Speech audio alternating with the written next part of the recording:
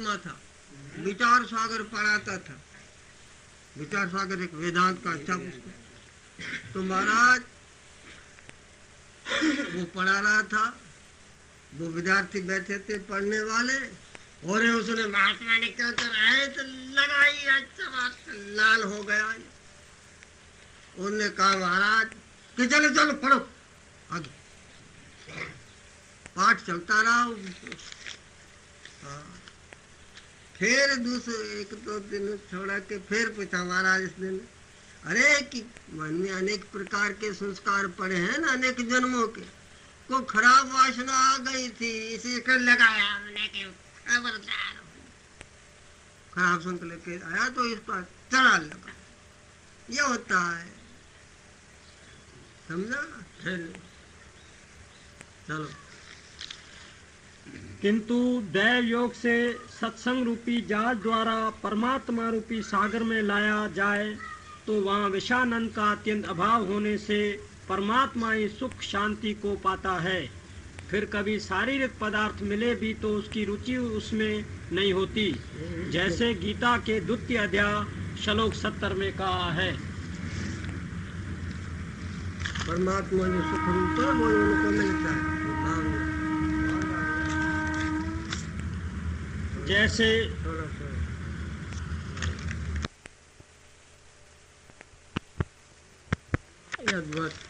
तद्वत् कामालं प्रवसन्ति सर्वे सुशांति मापनोति न काम कामी आपूर्यमाणम अतल प्रतिष्ठम। जैसे समुद्र में पानी पूर्ण भरपूर है, फिर नदी की नदियाँ उनमें आती हैं, बरसात का पानी पड़ता है, बगैर उसको उदला उदला करने के उनमें समा जाती। जैसे नदी समुद्र में समा जाती है बगैर कुछ को गिड़गिड़ करे, इस तरह से नाना प्रकार की वासना कामना जिसके अंदर लीन हो गई है वो शांति पाएगा, न काम कामी, न कि कामनाओं को इच्छाओं को बढ़ाने वाला। ये तो माल ठाल मिल गए, शब्द सुप्रस रूप रस गंध आदि ये भोग मिल गए, उनके साधन आदि वो सब मिल गए। साधन मना वसीला भोगन में ये मिल गए और मिल जाए, अच्छा दूसरे भी मिल जाए कि ये भी अच्छा और मिल जाए। जयराम जी अभी वो की वो लोगों को चाहने वाला शांत नहीं पाएंगे। हमारे क्या बात है, ये कहते साइंस सवार के वगैरह कि कुछ जिनको इच्छा हुई भोगों की वो मिल गया, वो अरे एक कुकड़ मिल गया, इच्छा पूरी हुई फिर दूसरी इच्छा होगी, जो भी क्या है कुकड़ लिया कट्ठे कि फिर तीसरी होगी कि तीसरी क्या है कि कर दिया वो उसको भी कि चौथी होगी। वो करते जो इच्छाओं के पूरे करने में लगे तो तुम्हारा यही जाएगा, इच्छाओं के पूरे करने में। जो काम करने आए वो नहीं होगा, फिर जन्म मरण में जाए। तभी ये करते हैं बस। हाँ ये कहते पुकारते हैं महापुरुष शास्त्र कि चेतो चेतो, इन विषय भोगों से त्रिपति इंद्र कोई नहीं हुआ तो तेरे पास है क्या? ना तुम जानते कि भोग भोगा करके मन को त्रिपत करूंगा, इंद्र ही नहीं करा तो तुम क्या? जो चक्रवर्ती राजे थे वो भी मन को भोग भोगा करके त्रिपत न कर सके तो तेरे पास क्या है? जयराम जी हाँ, तुम्हारे को भगवान इतनी चीजें बनाए, अंधेरे को प्रकाश करना, मुख के लिए वो रोटी बनाया है और कई चीजें ऐसी बनाए हैं। फिर क्या इसको भगवान की तृष्णा के मिटाने के लिए कोई उपाय नहीं किया? उपाय तो है पर हमारे पता लगे ना, पता कहाँ लगेंगे? सब शास्त्रों से लगेंगे, सत्संग से लगेंगे। तो इसका उपाय है कि हाँ बिन संतोष नहीं को राजे, सुपन मनोरथ वृथे सब काजे। सब पाए पायो नहीं, जो न पायो संतोष, सब न पाए पायो सब, जो पायो संतोष। तो संतोष में बड़ी कि संतोष में ही है, लाख नहीं करोड़ नहीं अरबपति हो आपके घर इसके घर हमारा घबरा गए, अरे महाराज आप जरा है महाराज अभी यह सेठ बना क्या ढूंढवा। अभी केवल ला कर अरुपति का क्या पाए। जयराम जी की यह हाल है। तो नहीं होगा त्रिपति। भोगों के भोगने से तेरे को संतोष न होगा। तो आत्म सुख मिल जाए तो, भगवत आनंद मिल जाए तो कि उस वक्त त्रिपत हो जाए। क्यों होता हमारा, क्योंकि और कोई सुख है नहीं।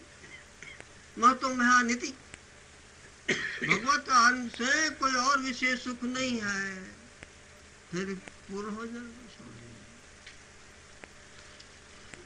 अब सवाल होता है कि शांति प्राप्ति का सहज उपाय क्या है। इसका उत्तर इसी दैवी संपत्ति प्रकरण में क्रम से मिल जाता है। शांति के पहले भगवान त्याग के बिना आए हैं।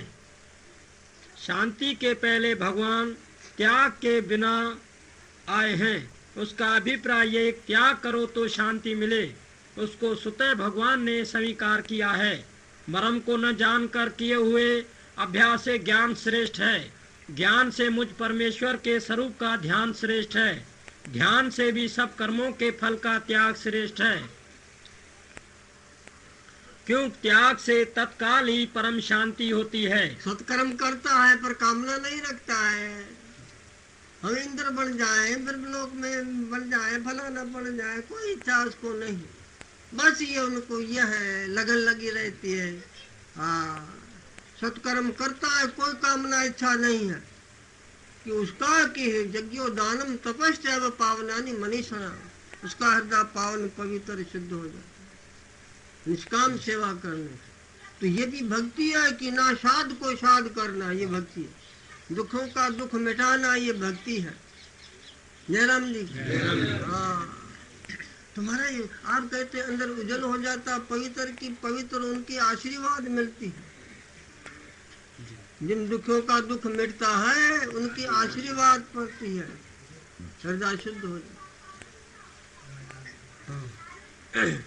फल का त्याग श्रेष्ठ है, क्यों त्याग के तत्काल ही परम शांति होती है, शांति मिलती है। बस शांति प्राप्ति का सहज और प्रधान उपाय प्रभु को सर्वस्व अर्पण रूप त्याग करना ही है। तुम्हारे पास ही है, ये तुम्हारी तेरी शक्ति दी हो जो हम सत्कर्म करते हैं। अच्छा है हमारा जो समय है। हाँ, दुख तो मिलता है, दुख ऐसे भी औरों की कामों में दुख मिलता है ना, पर सत्कर्मों में मेरे को लगाया है। तुम्हारी बड़ी कृपा है, काम तो सब आप ही कर रहा है, हमको निमित्त बनाता है। पर ये भी धन्यवाद है आपको जो निमित्त बनाता है अच्छे कर्मों के लिए। जयराम जी की। हाँ, तुम्हारे पास जो कुछ हो वह सब प्रभु के चरणों में अर्पण कर दो। यह सर्वस्व अर्पण तभी हो सकता है जब तुम अपने मन को प्रभु के चरणों में अर्पण कर सको। फिर प्रभु को अर्पण करने अच्छा, के लिए नहीं करेंगे तो अरे तो है उसका। जयराम जी की। यानी नहीं करते तो तब नहीं करेंगे तो है उसका सब। ये सब जितनी की है, हाँ, जितने की देश है, भारत अथवा और देश है, सब की भगवान का घर। तुम भगवान के घर में बैठे, मानो चाहे नहीं मानो। जयराम जी, नहीं भगवान के घर में बैठे हो तो जो इसमें मानस भाव है वो किसका है, कि वो भी भगवान का। अरे ये बात क्या करते हो आप तो, वो तो बात कठिन थी ऐसे। तो ये जो है ये भी बातें जो सरल उनको कठिन कर देते हो। अरे कि भैया हम कठिन नहीं करते हैं, हम सच्ची बात कहते हैं। जयराम जी की। एक चीज के ऊपर आप गारंटी से को कब्जा करके दिखाओ एक क्षण के लिए, किसी चीज के ऊपर भी। अरे पता नहीं दूसरी क्षण में प्राण रहेंगे कि नहीं, कब्जा क्या करेंगे। जब एक क्षण के लिए भी कब्जा नहीं कर सकेंगे तेरा है क्या। जयराम जी की। हाँ, तो किसकी है कि सब उसी की है। जिस यार ने बनाई है ये सब उसकी है चीज़ां। तुम घर में बैठे अपना काम करो, करे करे तो भगवान खुश रहो बस। हाँ, दुख सुख दोनों सम कर जाने। अरु मानु अपमाना, सुख दुख दोनों सम कर जाने और मानु अपमाना, फिर शोकते रहे अतीता तनहु जगत पिछाना, अस्तुति निंदा दोनों को त्यागे पावे पद निर्वाणा, जन नान करे खेल कठन है कि नहु गुरुमुख जाना, कि नहु गुरुमुख जाना। जयराम जी की ये बात है। सुख में सुख आ जाए तो अच्छा है भाई, यहाँ पड़े रहो आनंद से, और दुख आ जाए कि भाई आप भी पड़े रहो जरा, पड़े रहो। जयराम जी की सत्यनारायण महाराज।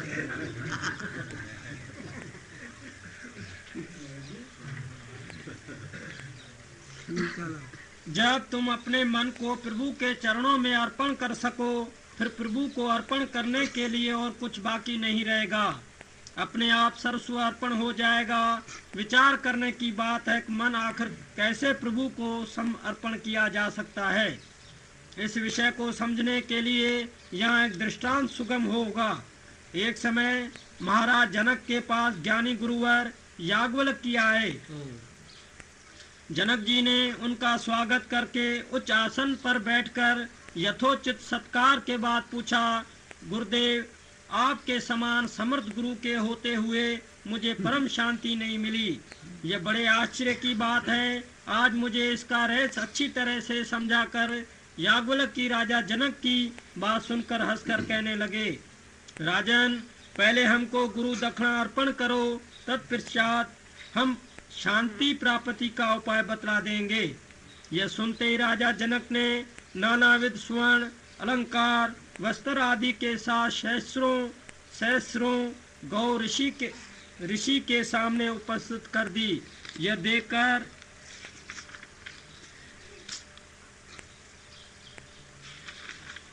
ऋषि ने कहा,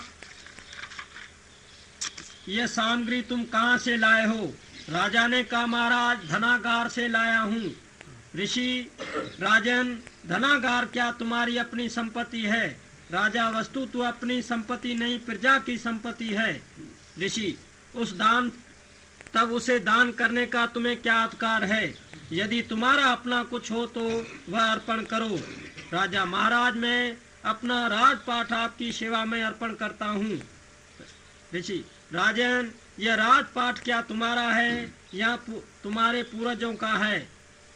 राजा, हाँ गुरुदेव, यह पूर्वजों का ही है। ऋषि, तब इसे दान करने का तुम्हें कोई हक नहीं है। राजा कुछ देर तक सोचकर बोला, स्त्री पुत्र दास दासी ये सब मेरे हैं और इन सब पर मेरा पूर्ण अधिकार है, उन्हें मैं आपको अर्पण करता हूँ।